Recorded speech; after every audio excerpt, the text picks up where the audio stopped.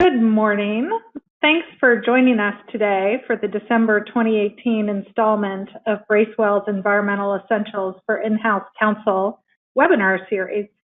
As many of you know, we do these monthly as a quick update on timely issues in environmental law. I'm Ann Navaro, and along with my colleague Sarah Bergen, we're here today to discuss the recently released proposed definition of waters of the United States, or WOTUS, under the Clean Water Act.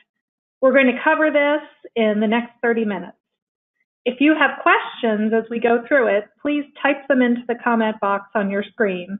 We'll get to as many questions as we can at the end of the webinar. And if we run out of time, we'll be sure to respond to your questions in a follow-up email. Our next slide is the traditional disclaimer. So the proposal, the administration's proposal, is for a revised definition of waters of the United States under the Federal Clean Water Act. The Clean Water Act, the definition of waters of the United States governs the geographic scope of federal jurisdiction under the Act. The Clean Water Act provides regulatory authority over the navigable waters of the United States, which are subsequently defined as the waters of the United States, including the territorial seas. Most folks recognize that waters of the United States is a broader category than navigable waters. So the administration proposed a new definition for waters of the United States just last week on December 11th. The definition is implemented both by the U.S. Army Corps of Engineers and by the EPA. I think this is one of the most significant rulemakings to come out of the Trump administration. Courts, landowners, agencies, and land users have struggled with this definition for decades. The Supreme Court has infamously thrown up its hands in the most recent decision, its 2006 decision in the Rapanos case, by coming up with a muddled decision with two potentially applicable standards. In that decision, it also strongly suggested that the agency do a rulemaking, but it took until 2015 in the Obama administration for EPA and the Army to attempt a rulemaking, and now again in 2018. It seems the only thing that most people can agree on is the need for clarity. So currently, what's the current state of play? There are currently two definitions of waters of the United States, or WOTUS, in use across the country. First, there are regulations that date back to the 1980s that are implemented as they're written, but also in accordance with guidance issued after 3 subsequent Supreme Court cases. And those regulations are in effect in 28 states. The Obama administration's 2015 definitional rule of WOTUS is in effect in 22 states, Washington, D.C., and the U.S. territories. This currently muddled situation is the result, as you all may know, of very complicated and active litigation, which was brought first as a challenge to the 2015 definitional rule, and then to the Trump administration's attempt to suspend that rule and return to the 1980s regulation. This new proposal from the Trump administration on the definition of WOTUS is very clear about its foundation, the legal concept and structure that it's founded on. First, the agencies emphasize cooperative federalism. So EPA and the Army want to turn as much authority as possible back to the states by reducing the scope of federal geographic jurisdiction under the Clean Water Act and leaving other types of waters, other areas subject only to state regulation. The agencies are also striving for clarity and predictability. At their rollout at EPA headquarters last week, they said they want to make it so you can stand on your land and determine what's jurisdictional without the need for complex analysis or expensive consultants. They want to also diminish the opportunity for differing approaches to jurisdiction depending on where you happen to be in the country and which government regulators you're working with. Very significantly, what they want to do is link jurisdiction closely to the constitutional foundation of the Clean Water Act, which is Congress's commerce power over navigation. They don't want to go to the murky edges of that authority or beyond, where this administration believes the previous rule went. They also want to clearly implement the 3 governing Supreme Court decisions, Riverside Bayview, Swank, and the 2006 Rapanos decision, based on the commonalities between those decisions, which was really an emphasis on the meaningful connection between a traditional navigable waters that could actually be navigated and other waters. For example, Justice Scalia in the Rapanos decision emphasized the need for a lack of clear demarcation from a traditional navigable water. One question commentators have already raised is whether this proposed rule relies too much on legal interpretation without sufficient science to back up changes to jurisdiction. So under this proposed rule, there are 6 categories of waters that would be considered waters of the United States. First, traditional navigable waters, waters that are actually navigable, have been in the past, or could be again. This is not a change.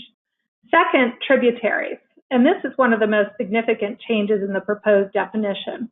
Here, they would cover perennial or intermittent rivers and streams that flow into traditional navigable waters, but they would exclude ephemeral streams and ephemeral features.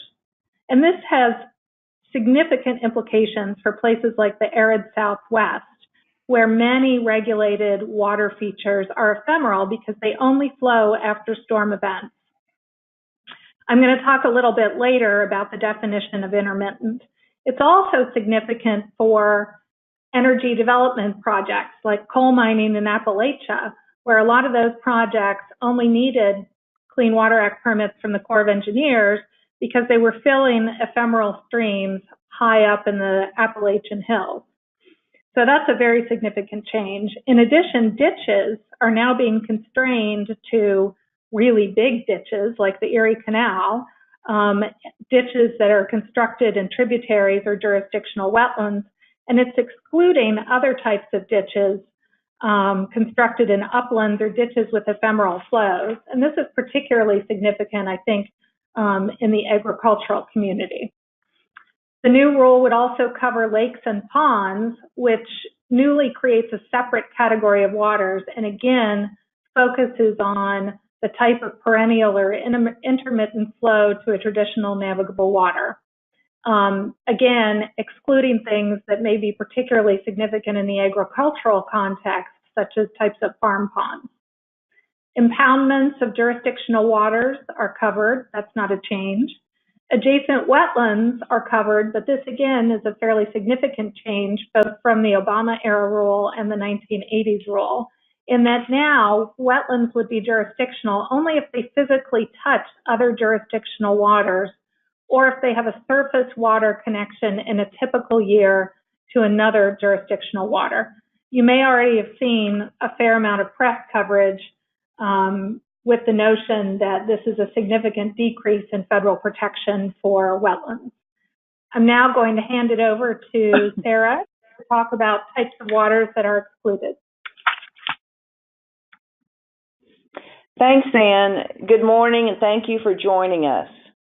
Regarding exclusions, I felt that the specific exclusions listed that were included in the 2015 WOTUS rule was a positive development in that rule because of the clarity that the list provided for those waters. So I was particularly interested to see how that would be handled in the new proposal. And I'm pleased that the proposed rule specifically excludes all of the types of waters that were included in the list in the 2015 rule. We've listed the proposed types of excluded waters in the next 2 slides. As Ann mentioned, the significant changes in the definition of tributary and treatment of ephemeral waters in the rule cause equally sized expansions in the scope of the exclusions for ditches and for ephemeral waters. Other than those 2 changes, which are big, and the addition of the exclusion for all waters not specifically listed as waters of the U.S., which is the first one of the exclusions are pretty similar to those in the 2015 rule. So let's focus on 2 of the exclusions. First, the exclusion for ephemeral waters or ephemeral features.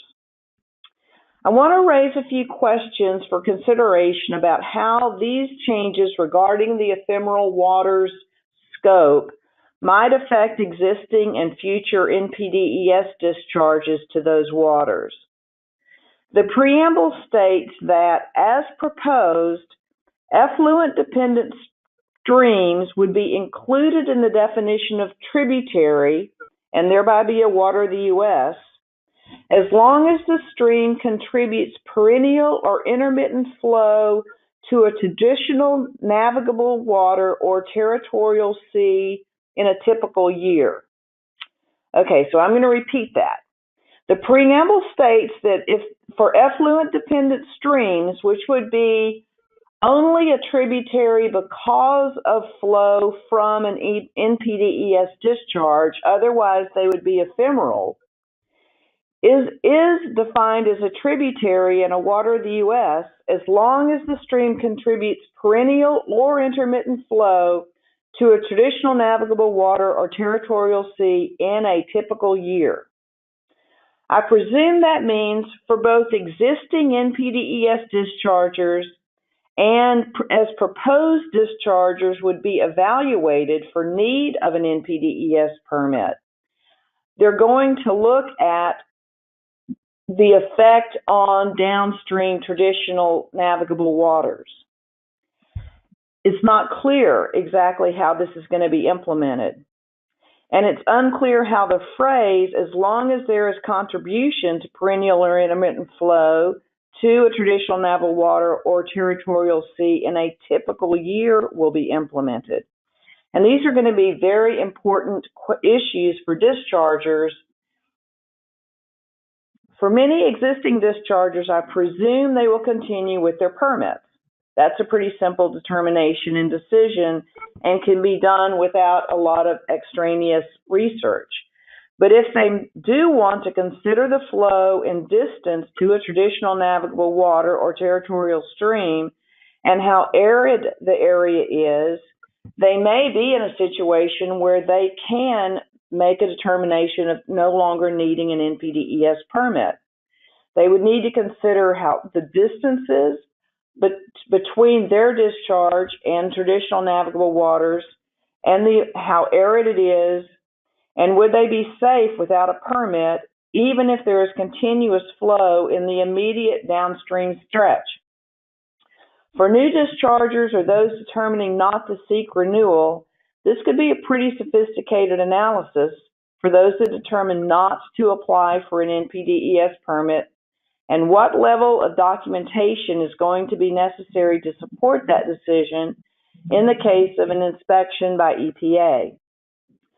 Basically, I've not found enough information in the preamble that makes me comfortable with how this is going to be implemented for NPDES permittees.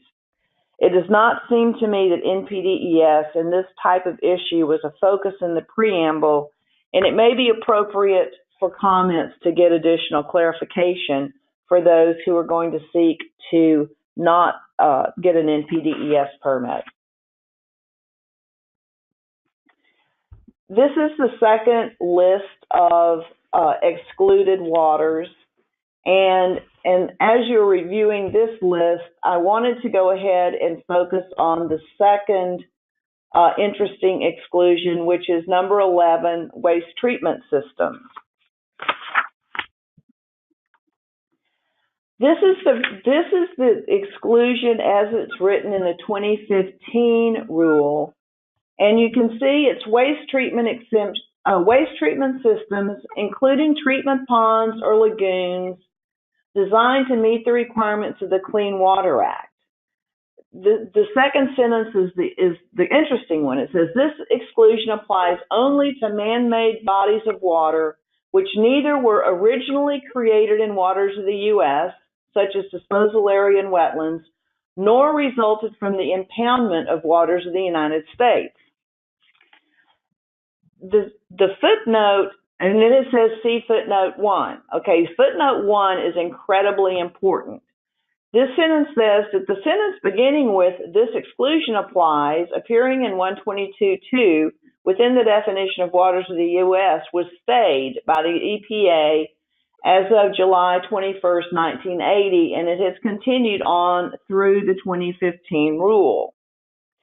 There are a lot of existing older waste treatment systems that include one or more components that were originally created in waters of the United States. Many do have core permits that address the impoundment, but many of those conversions predate the Clean Water Act and certainly the core regulations.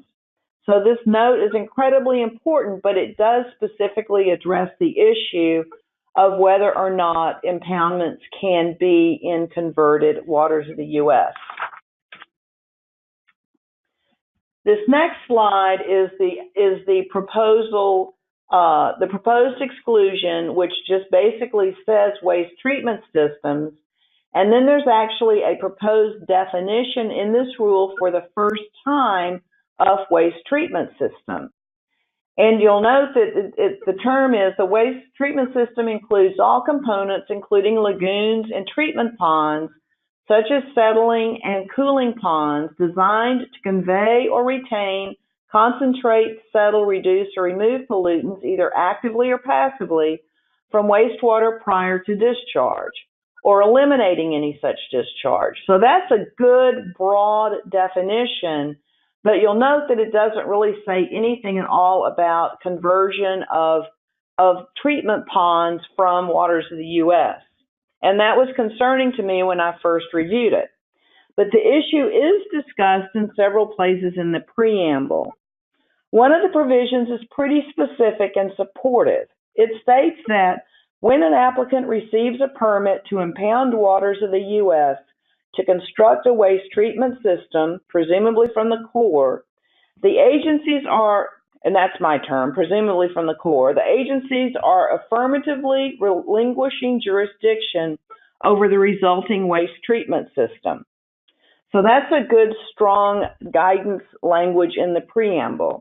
There's other preamble language that recognizes that some of these conversions occurred before there was a Corps program, but the preamble references the Clean Water Act effective date and not the date when the core regulations went into effect. So this could be an issue and would benefit from some clarification. At this point, I'm going to turn the discussion back over to Ann Navaro to discuss other issues and next steps. Ann? Thanks very much, Sarah. So in terms of, in addition to the interesting opportunities that Sarah flagged for the agencies to clarify some of the proposed rule and for the public to submit comment, I want to focus in particular on a stated priority of the agencies in issuing this rule, which is simplification. So as I mentioned, they want folks to be able to stand on the land and see what's jurisdictional. So one question that springs to mind is whether this proposed rule will have that effect. And I think to some extent it certainly does, but I also think it's unlikely that for many types of waters that a typical landowner will be able to determine what's jurisdictional without assistance. So in the left-hand column, you'll see a few examples of ways that this proposed rule does seem, in my opinion, to reduce complexity. For example, the proposed rule eliminates the so-called significant nexus inquiry on a water-by-water basis. And this was the phrase that was used in a couple of the Supreme Court cases and relied on by Justice Kennedy in his part of the Rapanos decision to describe what kind of waters would be jurisdictional in addition to traditional navigable waters. They had to have a significant nexus to downstream traditional navigable waters. And the agencies put out some fairly complicated guidance after the Rapanos opinion in 2008 to guide field professionals in determining how an upstream water would have a significant nexus to a traditional navigable water. That approach was codified in the 2015 rule, And it does implicate some pretty complex biological, physical, and chemical analysis in many cases. So that, in the proposed rule, the need to do that has been completely eliminated for individual waters. The proposed rule also eliminates jurisdiction over wetlands with no meaningful surface connection, physical connection. Again, that obviously eliminates some of the complexity that was raised in jurisdictional determinations in the past. I'm sure a lot of you have had occasion to interact with wetlands professionals, and a lot of the analysis focuses on the type of vegetation, the type of soils that are present on any particular site. I'm not sure the need to do that will be entirely eliminated, but the point of reducing jurisdiction over wetlands is to simplify the jurisdictional decision by focusing on, the relatively permanent quality of the surface water connection.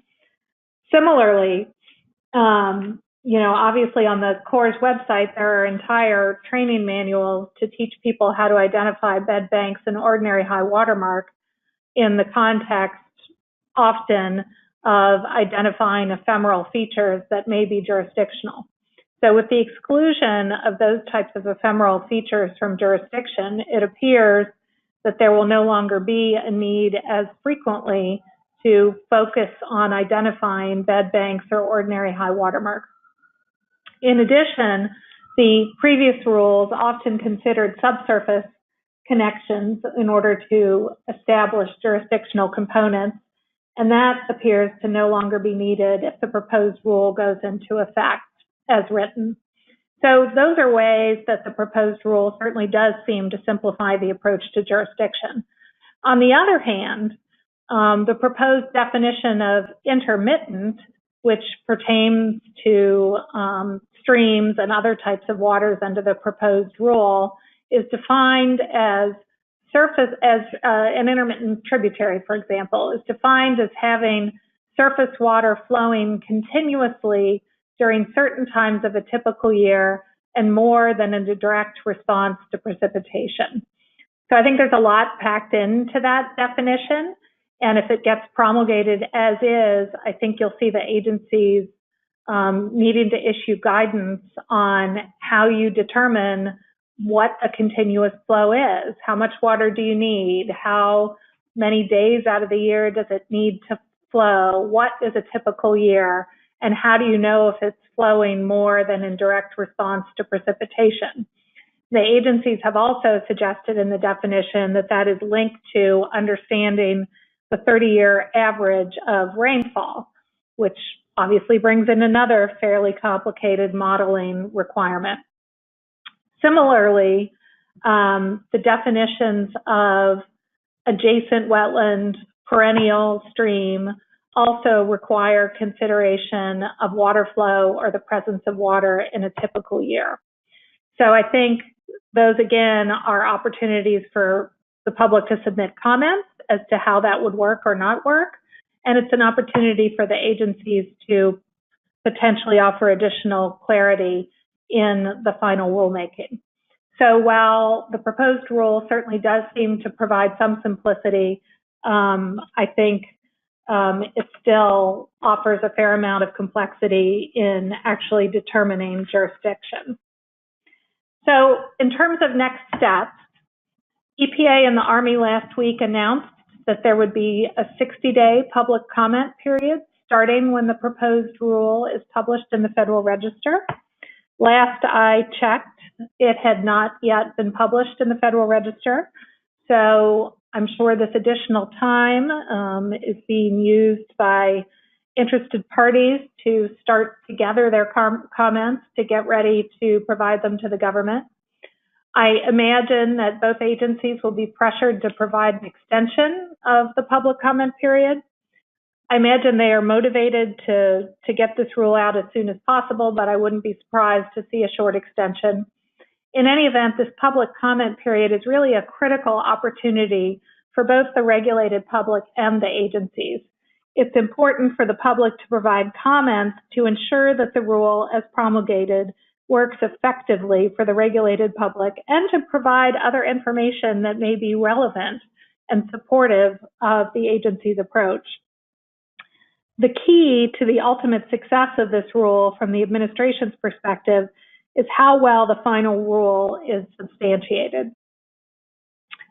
After the public comment period closes, the agencies will engage in a long process of considering that public comment and undertaking any other required process, which may include compliance with the Endangered Species Act or other applicable laws, and writing the final rule. I think we could expect to see the final rule in mid-2019, maybe later. I am absolutely positive that it will be met by very complicated litigation by various stakeholders who are unhappy with the Trump administration's direction of narrowing geographic jurisdiction. I expect the litigation will be potentially as complicated as the litigation that has followed the Obama administration's promulgation of its rule in 2015. So unfortunately, I think there are scenarios where we could continue to see different definitions of waters of the U.S. Applicable in different parts of the country while that litigation remains ongoing. And then, of course, there's the wild card of the next administration and what they might do in terms of waters of the United States. So we don't have any questions. So I appreciate your joining us today, and feel free to reach out to Sarah or myself with any follow-up. Thank you.